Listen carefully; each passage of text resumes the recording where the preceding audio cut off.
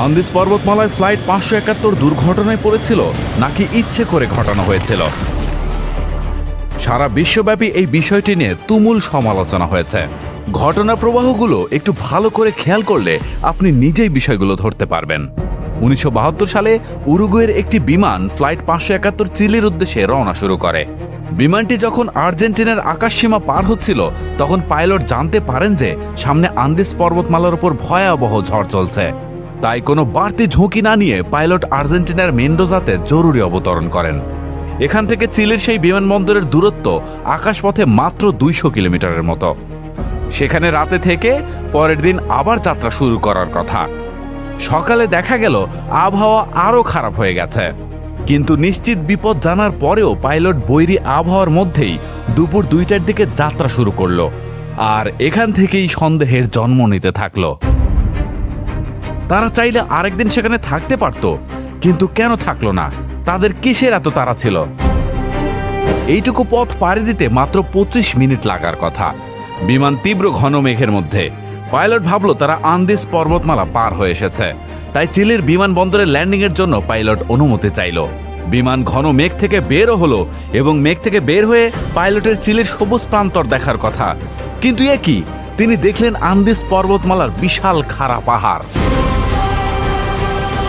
এত বড় একজন অভিজ্ঞ পাইলট, যার পরতে পরতে এই পর্বতমালা চেনা, আবার রাডার ম্যাপ থাকা সত্ত্বেও এই ভুল কিভাবে করলো? এটা কি ভুল ছিল নাকি ইচ্ছে করে ঘটানো ঘটনা? সন্দেহের বেগ আরও বাড়তে থাকে। বিমান পাহাড়ের দিকে তীব্র বেগে ছুটে চলল। সংঘর্ষ এড়াতে পাইলট বিমানের ফুল ফোর্স দিলেন। এটি প্রায় কাজ করেই ফেলেছিল, প্রায়। কিন্তু শেষ রক্ষা হলো না। বিমানের নিচের অংশটি পাহাড়ের গায়ে প্রচণ্ড জোরে ধাক্কা খেল। তবে শেষ মুহূর্তের সেই চেষ্টার কারণে বিমানটি সরাসরি বিধ্বস্ত না হয়ে বরং একাধিকবার পাহাড়ের ঢালে আছাড় খেল। বিমানটি পাহাড়ের চূড়া পার হয়ে 1 সেকেন্ডের জন্য বাতাসে স্থির হয়েছিল, কিন্তু তারপর নাকটি সামনের দিকে ঝুঁকে পড়ল এবং বিধ্বস্ত বিমানটি এমন জোরে মাটিতে আছাড় খেল যে পেছনের অংশটি ছিঁড়ে আলাদা হয়ে গেল। এ সময় 3 যাত্রী এবং 2 জন ক্রু ওই অংশের সাথে হারিয়ে যান। ডানা এবং লেজবিহীন বিমানটি তখন বিশ্বের বৃহত্তম স্লেজ গাড়ির মতো পাহাড়ের ঢাল দিয়ে 200 মাইল বেগে নিচে নামতে শুরু করল। বিমানটি একটি তুষার স্তূপে ধাক্কা খেয়ে থেমে যাওয়ার আগে আরও 2 জন যাত্রী পেছনের দিক দিয়ে বাইরে ছিটকে পড়েন। যেতে যেতে বিমানটি অবশেষে তুষারে আটকে যায়। এক মুহূর্তের জন্য সব শান্ত ছিল এবং তারপরেই শুরু হলো চিৎকার। অনেকের হাড় ভেঙে গেল এবং লাল রঙে বিমানের ভেতরটা রঙিন হয়ে গেল। অনেক যাত্রী ধ্বংসস্তূপের নিচে চাপা পড়ে গেলেন। বরফ শীতল আন্দিজে আটকে গেলেন কয়েকজন যাত্রী। তাদের এখান থেকে শেষ রক্ষা হবে কিনা তারা জানে না।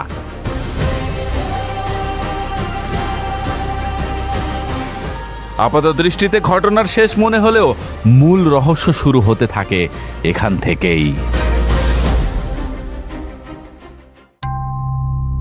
এই ছবিটি ভালো করে লক্ষ্য করুন। প্রথম দেখায় এটি তুষারের মধ্যে বন্ধুদের একটি সাধারণ আড্ডার ছবি বলে মনে হতে পারে, কিন্তু আমরা যদি একটু জুম করি তবে আপনি হয়তো অদ্ভুত কিছু লক্ষ্য করবেন। আপনারা তাদের ঠিক পাশেই তুষারে পড়ে থাকা মেরুদণ্ডের হাড় দেখতে পাচ্ছেন। এটি একটি স্পষ্ট সংকেত যে এটি কোনো সাধারণ ছুটির দিনের ছবি নয়। কিন্তু তবে এটি আসলে কি? এত বড় বিপদে পড়ার পর তারা এত হাসি খুশি কিভাবে? তবে কি তারা ইচ্ছে করেই সঙ্গীদের সাথে এমন করেছিল কেবল তারা ক্ষুধার্ত ছিল বলে? নাকি এটি কোনো দুর্ঘটনার ফল, নাকি অন্য কিছু? প্রশ্নটা যখন বেঁচে থাকার, তখন মানুষের খাদ্যাভ্যাস কতটা বিকৃত হতে পারে?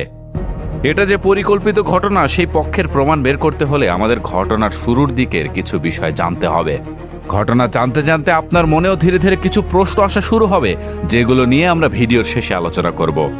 ঘটনার সূত্রপাত হয় এভাবে। 1971 সালের সফল সফরের পর 1972 সালে আবারও চিলি যাওয়ার পরিকল্পনা করে উরুগুয়ের ওল্ড ক্রিশ্চিয়ানস রাগবি দল। খরচ বাঁচাতে তারা বিমান বাহিনীর একটি ছোট ফেয়ার চাইল্ড বিমান ভাড়া করে। খেলোয়াড়দের সাথে যোগ দেন তাদের বন্ধু আর পরিবারের সদস্যরা। দিনটি 12 অক্টোবর আর যাত্রী সংখ্যা 40 জন। যাত্রা শুরু হলো, কিন্তু সরাসরি পথ নেওয়া ছিল ঝুঁকিপূর্ণ। আন্দিজের এই অংশে পৃথিবীর অন্যতম উঁচু পাহাড় আকনকাগুয়া অবস্থিত, যা প্রায় 7000 মিটার উঁচু। এত উচ্চতায় ওরা ফেয়ারচাইল্ড বিমানের জন্য নিরাপদ ছিল না। তাই সরাসরি চিলির সান্তিয়াগোর দিকে না গিয়ে পাইলট দক্ষিণ দিকে তুলনামূলক নিচু প্লাঞ্চার পাসের দিকে রুট ঠিক করেন। এই পথটি সরাসরি পথের চেয়ে 3 গুণ বেশি লম্বা ছিল, কিন্তু এর সুবিধা ছিল মাঝপথে কোনো বিশাল পাহাড়ের ধাক্কা খাওয়ার ভয় নেই। সেদিন ককপিটে ছিলেন অত্যন্ত অভিজ্ঞ পাইলট কর্নেল জুলিও ফারাডাস এবং তার চেয়ে কম অভিজ্ঞ co pilot lieutenant colonel Dante Lagurara. Ferradas আন্দেজের ওপর দিয়ে বহুবার বিমান চালিয়েছেন। আবহাওয়া খারাপ থাকায় তারা আর্জেন্টিনার মেন্ডোজাতে যে বিরতি দিয়েছিল সেখান থেকে নিশ্চয়ই কোনো চাপে পড়ে তারা পরের দিন তড়িঘড়ি করে যাত্রা শুরু করেছিল। যাই হোক, পাহাড়ে সংঘর্ষের ঠিক আগে পাইলট লাগুয়ারা এটা বোঝার সময় পেলেন না যে এটা কিভাবে সম্ভব। তিনি তো মাত্রই চিলির কুরিকো পার করেছেন, যা নিকটতম পাহাড় থেকে অন্তত 25 মাইল দূরে থাকার কথা। এত অভিজ্ঞ একজন পাইলটের অন্তত এই ভুল হওয়ার কথা নয় যেখানে রাডার ম্যাপ বা রেডিও সিগন্যাল আছে, কিন্তু তারপরেও হয়েছে। আপাতত সন্দেহের তীর হয় পাইলট নয়তো যাত্রীদের মধ্যেই কারো দিকে যাচ্ছে। আমরা গল্পে আরো এগোতে থাকলে বিষয়গুলো স্পষ্ট হতে থাকবে। যাই হোক, বিমানটি বিধ্বস্ত হয়ে পড়ে আছে। বেঁচে থাকা যাত্রীর সংখ্যা 33। যাত্রী আর ক্রু সহ 45 জনের মধ্যে প্রথমেই 12 জন ছিটকে গিয়েছিল। সৌভাগ্যক্রমে সেই রাগবি দলে ছিলেন রবার্তো কানেসা এবং গুস্তাভো জাবিনো নামের 2 মেডিকেল ছাত্র। যদিও তারা তখন কেবল ছাত্র ছিলেন, কিন্তু তাদের সেই সামান্য জ্ঞানই হয়ে উঠেছিল সবার শেষ ভরসা।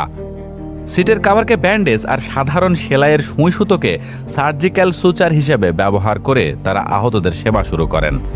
অন্যদিকে ককপিটে পাইলট ফারাডাস মারা গেলেও কো পাইলট লাগুয়ারা যন্ত্রণায় কাতরাচ্ছিলেন, যিনি শেষ পর্যন্ত মৃত্যুর কোলে ঢলে পড়েন। পাইলট দুজনেই তো চলে গেলেন, তবে বিমানের মধ্যে এমন কেউ কি ছিল যে এই দুর্ঘটনার কারণ হতে পারে?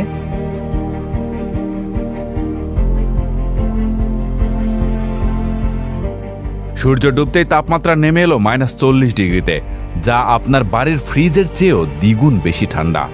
সাথে কোনো গরম কাপড় না থাকায় বাঁচার তাগিদে তারা বিমানের সিট কাভার খুলে একে অপরকে জড়িয়ে ধরে রাত কাটালেন। কিন্তু পরদিন সকালে দেখা গেল সেই হাড় কাঁপানো ঠান্ডায় আরও 4 জন প্রাণ হারিয়েছেন। বাকি থাকা 28 জন মানুষ তখন নির্জন বরফ উপত্যকায়। চারিদিকে কোনো গাছপালা নেই, সম্বল কেবল সামান্য কিছু চকলেট, বিস্কুট, জ্যাম এবং ওয়াইন। শুরু হলো টিকে থাকার এক নিষ্ঠুর হিসাব নিকাশ। চালু করা হলো রেশনিং ব্যবস্থা, যা ছিল অত্যন্ত কঠোর। সারাদিনে জুটত মাত্র 1 টুকরো চকলেট আর 1 চুমুক পানীয়। তবুও তাদের মনে আশা ছিল যে উদ্ধারকারীরা শীঘ্রই আসবে। ওদিকে নিখোঁজ হওয়ার পর 1 ঘন্টার মধ্যেই বিশাল অনুসন্ধান অভিযান শুরু হয়েছিল, কিন্তু একটা ভয়াবহ ভুল সবকিছু উলটপালট করে দিল। পাইলট লাগুয়ারা কন্ট্রোল রুমকে ভুল জানিয়েছিলেন যে তারা কুরিকো পৌঁছে গেছেন। ফলে উদ্ধারকারীরা লোকালয়ের আশেপাশে খুঁজছিলেন, অথচ বিমানটি পড়েছিল কয়েকশো কিলোমিটার দূরে পাহাড়ের গভীরে।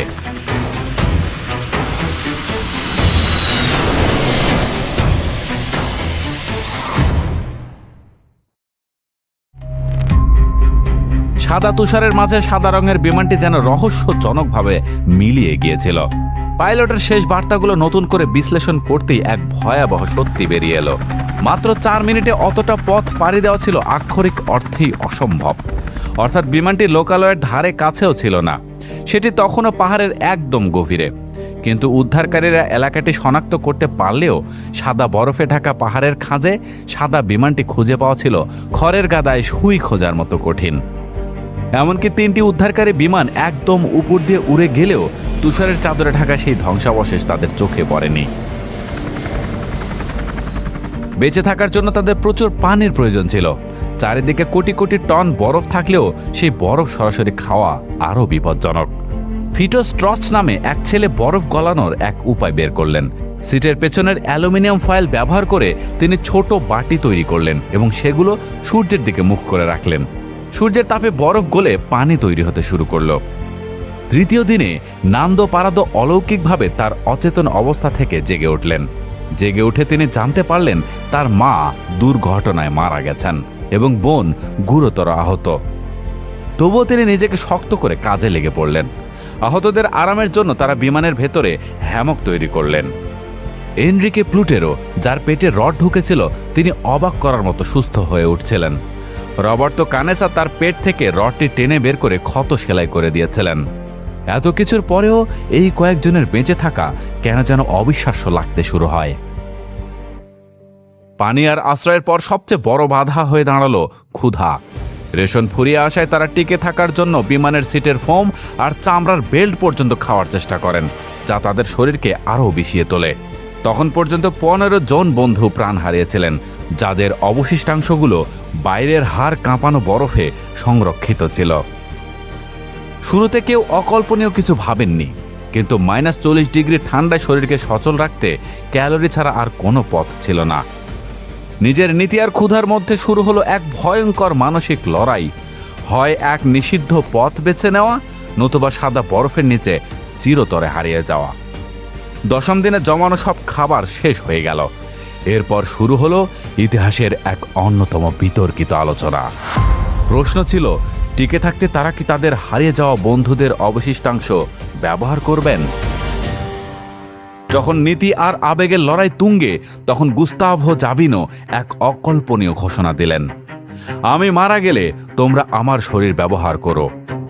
এই জীবনদায়ী চুক্তি সবার ভয়কে সাহসে রূপান্তর করল। রবার্তো কানেসা প্রথম ব্যক্তি হিসাবে সেই চরম পদক্ষেপটি গ্রহণ করলেন এবং সবার সামনে এক অঘোষিত লড়াইয়ের সূচনা করলেন। 11তম দিনে একটি ভাঙা রেডিওতে তারা শুনতে পেলেন এক মর্মান্তিক খবর। ফ্লাইট 571-এর উদ্ধার অভিযান আনুষ্ঠানিকভাবে বন্ধ করে দেওয়া হয়েছে। গোটা পৃথিবী ধরে নিয়েছে তারা আর কেউ বেঁচে নেই। এই দুঃসংবাদ তাদের ভেঙে না দিয়ে বরং এক অবিশ্বাস্য জেদ তৈরি করল। তারা বুঝলেন এখন থেকে লড়াইটা কেবল তাদের একার। যারা আগে সেই চরম সিদ্ধান্তটি নিতে দ্বিধায় ছিলেন, তারাও এখন জীবনের তাগিদে সেই পথে একমত হলেন। একবার ভাবুন, আপনি ওই পরিস্থিতিতে থাকলে কি করতেন? আপনি কি সেই ধরনের খাবার গ্রহণ করতে পারতেন? সামনে বড় পাহাড়টি দেখে তারা মনে করেছিল এটার পরেই হয়তো চিলির সবুজ দৃশ্য দেখতে পারবে। তাই তারা কয়েকজন এই পাহাড়ের চূড়ায় ওঠার চেষ্টা করে। পথটা এতটাই কঠিন ছিল যে মাত্র কিছু দূর উঠতেই রাত হয়ে যায়। তারা অনেক কষ্টে ওখানেই রাত কাটায় এবং পরদিন সকালের চূড়ায় উঠে যা দেখল তা তারা মানতে পারছিল না। সামনে মাইলের পর মাইল তুষার পাহাড়, সেই সাথে তারা বিমান থেকে পড়ে যাওয়া 5টি নিথর দেহ দেখেছিল। এসব দেখে ভয়ে তারা নেমে আসলো। বাঁচার আশা যেন শেষ হয়ে আসছিল। পাহাড় থেকে পালানোর চিন্তা আপাতত স্থগিত রেখে তারা টিকে থাকার দিকেই মনোযোগ দিল। প্রায় 2 সপ্তাহ অনাহারে থাকার পর তাদের সামনে আর ওই নিষ্ঠুর খাবার ছাড়া কোনো খাবার অবশিষ্ট ছিল না। দলের মধ্যে কাজ ভাগ করে দেওয়া হলো। কেউ খাদ্য সংগ্রহ ও প্রস্তুতের দায়িত্ব নিল, আর কেউ তার রোদে শুকিয়ে দীর্ঘ সময়ের জন্য সংরক্ষণ করত। প্রয়োজনে আগুনে প্রস্তুত করেও তা খেতে হতো। টিকে থাকার এই কঠিন লড়াইয়ে নীতি আর আবেগের চেয়ে জীবন বাঁচানোই তখন সবচেয়ে বড় অগ্রাধিকার হয়ে উঠেছিল। টিকে থাকার লড়াইকে সুশৃঙ্খল করতে তারা নিজেদেরকে ছোট ছোট দলে ভাগ করে নিলেন। বরফ গলানো থেকে শুরু করে পরিচ্ছন্নতা, সবকিছুর জন্য ছিল নির্দিষ্ট দায়িত্ব। চরম প্রতিকূলতার মাঝেও জীবন যখন কেবল একটা ছন্দে ফিরতে শুরু করেছে, ঠিক তখনই পাহাড়ের বুক থেকে নেমে এলো এক নতুন বিভীষিকা, যা সবকিছু ওলট পালট করে দিল। 29 অক্টোবর গভীর রাতে পাহাড়ে তাদের 17তম রাতে একটি ভয়াবহ তুষার ধস বিমানের উপর আছড়ে পড়ে।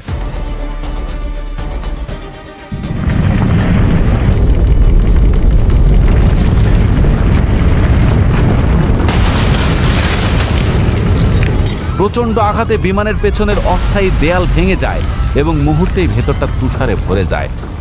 কয়েকজন কোনো মতে বেঁচে গেলেও বাকিরা বরফের নিচে চাপা পড়েন এবং এখানে শেষ পর্যন্ত আরও 8 জন দম বন্ধ হয়ে মারা যান। 19 জন মানুষ তখন বরফের নিচে জ্যান্ত কবরের মতো আটকা পড়েছেন। অক্সিজেন দ্রুত ফুরিয়ে আসছে। ঠিক সেই মুহূর্তে নান্দো পারাদো একটি ধাতব রড দিয়ে বিমানের ছাদে ফুটো করে বাইরে থেকে বাতাস ঢোকার ব্যবস্থা করেন। এটি তাদের নিশ্চিত মৃত্যুর হাত থেকে বাঁচায়। ককপিট দিয়ে সুড়ঙ্গ খুঁড়ে উপরে ওঠার চেষ্টা করলেও বাইরে ভয়াবহ তুষার ঝড় তাদের আরও 3 দিন সেই অন্ধকার গুহায় বন্দি করে রাখে। এই সময় তাদের আগের খাদ্য সরবরাহ বন্ধ হয়ে যাওয়ায় জীবন বাঁচাতে তারা তুষার ধসে হারানো সঙ্গীদের অবশিষ্টাংশ ব্যবহার করতে বাধ্য হন। কোনো রোদ বা আগুন ছাড়াই সেই চরম পরিস্থিতি ছিল অবর্ণনীয়। অবশেষে ঝড় থামলে তারা বের হতে পারেন এবং ভবিষ্যতে এমন বিপদের আশঙ্কায় বিমানের ভেতরে ও বাইরে প্রয়োজনীয় খাবার মজুত রাখার কঠিন এক সিদ্ধান্ত নেন। ক্যাম্পে শৃঙ্খলা ফেরার পর নান্দো পারাদো বুঝতে পারলেন বসে থাকার অর্থই হল মৃত্যু। নভেম্বর মাস আসতেই দক্ষিণ গোলার্ধে গ্রীষ্মের আভাস পাওয়া যাচ্ছিল, যা বরফ পাড়ি দেওয়ার জন্য উপযুক্ত। তারা 15ই নভেম্বরকে যাত্রার চূড়ান্ত তারিখ হিসেবে ঠিক করলেন। তারা সাহায্যের জন্য বের হবেন। অভিযানে যাওয়ার জন্য নির্বাচিত হলেন নান্দো পারাদো, রবার্তো কানেসা এবং আন্তোনিও ভিজিন্তিন। তার ডাক নাম ছিল টিনটিন। এই তিনজনকে বিশেষ পুষ্টিকর রসদ দেওয়া হলো, যাতে তারা শরীরে হারানো শক্তি ফিরে পান। তুষার থেকে প্রতিফলিত হওয়া তীব্র সাদা আলোর অন্ধত্ব থেকে বাঁচতে তারা ককপিটের প্লাস্টিক আর তার দিয়ে বিশেষ চশমা তৈরি করলেন। তাদের প্রস্তুতি ছিল সামান্য, কিন্তু জেদ ছিল অদম্য। সে সময় তাদের কাছে প্রচুর পোশাক ছিল। অনেক মানুষ মারা যাওয়ায় সবার বাড়তি জামা কাপড় পাওয়া যাচ্ছিল। অবশেষে 15ই নভেম্বর পারাদো, কানেসা আর টিনটিন ভুল করে উল্টো পথে হাঁটা শুরু করলেন।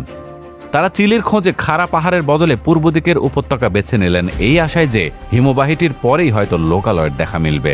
সাথে নিয়ে নিলেন তাদের টিকে থাকার শেষ সম্বল, সেই অবশিষ্টাংশ খাবারগুলো। প্রায় 1.5 ঘন্টা পর তারা এক অপ্রত্যাশিত নিদর্শনের দেখা পেলেন। বরফের নিচে চাপা পড়া বিমানের সেই বিচ্ছিন্ন লেজের অংশ, যা দুর্ঘটনার সময় কয়েক মাইল দূরে ছিটকে পড়েছিল। সেই লেজের ভেতর তারা কিছু দারুণ জিনিস খুঁজে পেলেন: গরম কাপড়, কিছু খাবার দাবার এবং সামান্য কিছু ঔষধ। ছেঁড়া সুটকেসের ভেতরে তারা একটি ক্যামেরাও খুঁজে পেয়েছিলেন। সে সময় এটি হয়তো গুরুত্বপূর্ণ ছিল না, কারণ তারা তো ক্যামেরা খেতে পারবে না, কিন্তু এটি বেঁচে থাকাদের কোনো সাহায্য না করলেও আমাদের জন্য এটি ছিল অমূল্য। এই ক্যামেরার মাধ্যমেই সেই অবিশ্বাস্য ছবিগুলো তোলা হয়েছিল, যা এই ভিডিও জুড়ে আপনারা দেখছেন বা দেখবেন।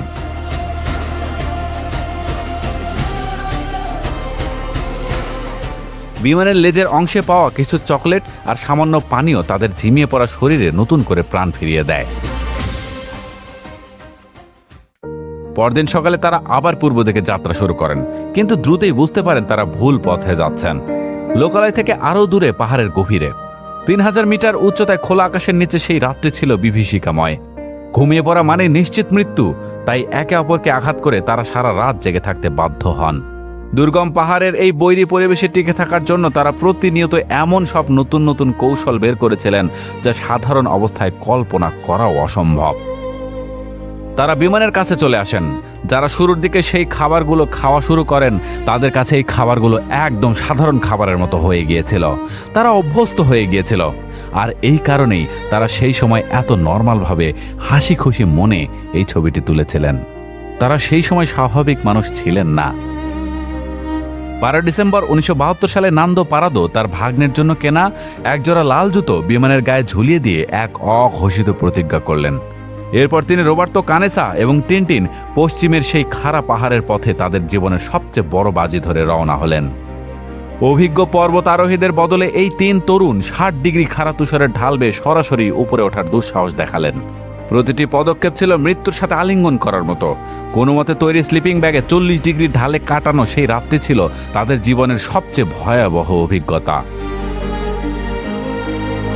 3 দিনের অতি মানবীয় প্রচেষ্টায় অবশেষে 15 ডিসেম্বর তারা 4600 মিটার উঁচু এক অজানা শৃঙ্গে পা রাখেন। নান্দো পারাদো প্রথম মানুষ হিসেবে এই শৃঙ্গ ওঠেন এবং তার বাবার সম্মানে এর নাম দেন মাউন্ট সেলার। কিন্তু চূড়ায় উঠে তারা যা দেখলেন তা ছিল কল্পনাতীত।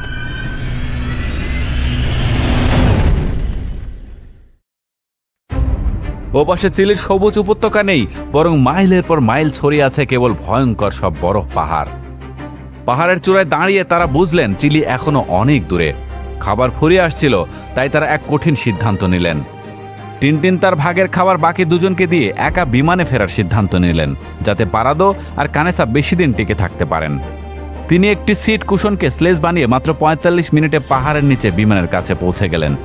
এদিকে 19 বছরের কানেসা আর 23 বছরের পারাদো একে অপরের হাত ধরে এগিয়ে গেলেন এক অনিশ্চিত পথে।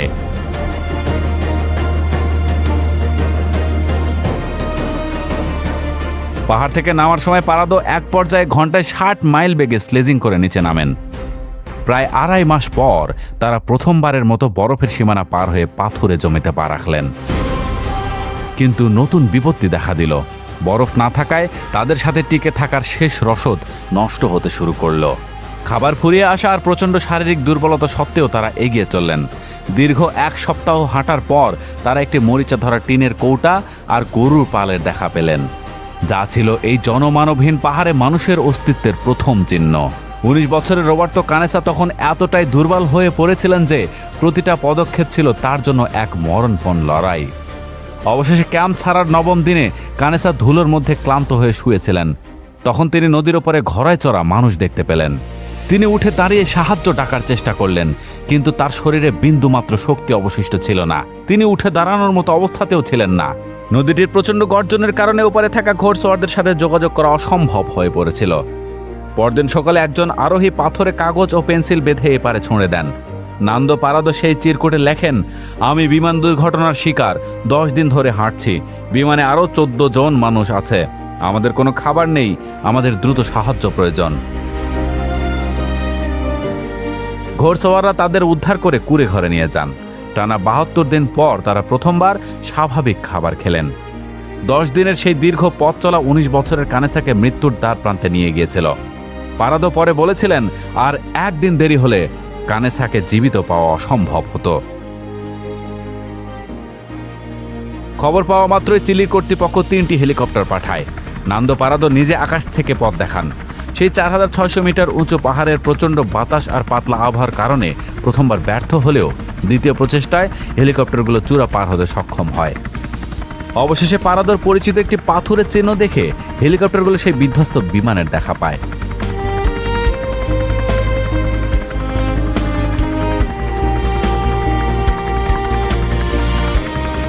নিচে থাকা বন্ধুদের জন্য সেটি ছিল এক অবিশ্বাস্য নবজন্মের মুহূর্ত।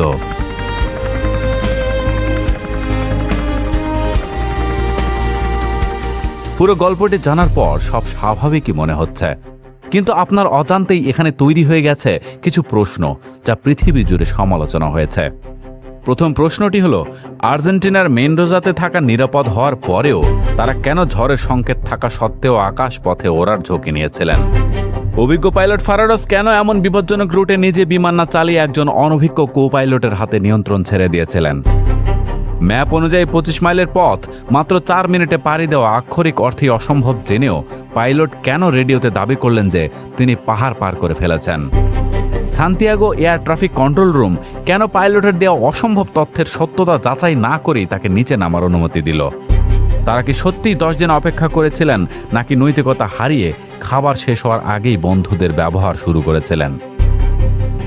গবেষকরা তাদের সাথে কথা বলে সেই জায়গা পরিদর্শন করে প্রশ্নগুলোর উত্তর এইভাবে দেওয়ার চেষ্টা করেছেন। মেন্ডোজাতে থাকার সুযোগ থাকা সত্ত্বেও যাত্রা শুরু করার প্রধান কারণ ছিল আইনি জটিলতা। সে সময় বিদেশি সামরিক বিমান আর্জেন্টিনার মাটিতে টানা 24 ঘন্টার বেশি থাকার অনুমতি ছিল না। পাইলটদের সামনে তখন মাত্র 2টি পথ খোলা ছিল, হয় উরুগুয়েতে ফিরে গিয়ে সব টিকিটের টাকা ফেরত দেওয়া, অথবা ঝুঁকির মধ্যেও চিলির দিকে এগিয়ে যাওয়া। সম্ভবত এই আর্থিক ও আইনি চাপের কারণেই তারা মেন্ডোজা ছাড়ার আত্মঘাতী সিদ্ধান্ত নিয়েছিলেন। অভিজ্ঞ পাইলট ফারাডাস নিজে বিমান না চালিয়ে অনভিজ্ঞ কো পাইলট লাগুয়ারাকে নিয়ন্ত্রণ দিয়েছিলেন মূলত প্রশিক্ষণের উদ্দেশ্যে। ফারাডাস এই রুটটিতে বহুবার ওড়ার কারণে হয়তো অতিরিক্ত আত্মবিশ্বাসী ছিলেন এবং ভেবেছিলেন ঝড়ের মধ্যেও তিনি পাশ থেকে দিক নির্দেশনা দিয়ে পরিস্থিতি সামলে নিতে পারবেন।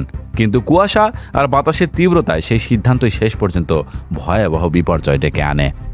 ম্যাপ অনুযায়ী 25 মাইলের পথ 4 মিনিটে পাড়ি দেওয়া ছিল অসম্ভব। এর কারণ ছিল মেঘের কারণে পাইলটদের ডেড রেকর্ডিং বা সময়ের হিসেবে মারাত্মক ভুল। তাদের বিমানটি তীব্র বিপরীত বাতাসের সম্মুখীন হয়েছিল, যার ফলে তারা যতটা পথ এগিয়েছেন বলে ভেবেছিলেন বাস্তবে ততটা এগোতে পারেননি। এই গাণিতিক ভুলের কারণেই তারা সময়ের অনেক আগেই পাহাড় পার হওয়ার ভুল ঘোষণা দেন। Santiago air traffic control room সে সময় পাইলটের তথ্যের উপর পুরোপুরি নির্ভরশীল ছিল। ওই অঞ্চলে তখন পর্যাপ্ত রাডার কভারেজ ছিল না, ফলে পাইলট যখন দাবি করলেন তিনি পাহাড় পার হয়ে গেছেন, তখন কন্ট্রোল রুম কোনো স্বতন্ত্র ভেরিফিকেশন ছাড়াই তার উপর আস্থা রেখে নিচে নামার অনুমতি দিয়েছিল, যা একটি বড় প্রশাসনিক অবহেলা হিসেবে গণ্য করা হয়। টিকে থাকা যাত্রীদের দাবি অনুযায়ী তারা 10 দিন পর্যন্ত রেশনের সামান্য খাবার খেয়ে অপেক্ষা করেছিলেন, কিন্তু 10ম দিনে রেডিওতে যখন তারা শুনলেন যে উদ্ধার অভিযান বন্ধ করে দেওয়া হয়েছে, তখনই তারা খাবারের সেই চরম সিদ্ধান্তটি নিতে বাধ্য হন।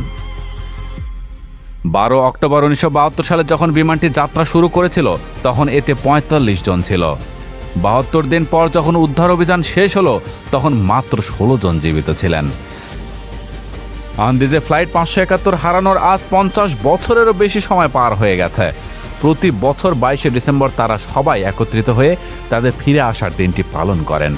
নান্দো পারাদো একে তাদের সবার দ্বিতীয় জন্মদিন বলেন। এই মিরাকল অব দ্য আন্দিজ মানুষের অদম্য ইচ্ছাশক্তি, বন্ধুত্ব এবং টিকে থাকার লড়াইয়ের এক উজ্জ্বল দৃষ্টান্ত হয়ে থাকবে। একবার অ্যান্টার্কটিকায় ফেঁসে যায় একটি জাহাজ, যেখানে 28 জন অভিযাত্রী ছিল। 10 মাস বরফের চাপে আটকে থাকার পর জাহাজটি ভেঙে তলিয়ে যায় এবং তারপর থেকে তাদের সাথে ঘটতে থাকে আরও ভয়ঙ্কর কিছু ঘটনা, যেটি দেখতে এখানে ক্লিক করতে পারেন।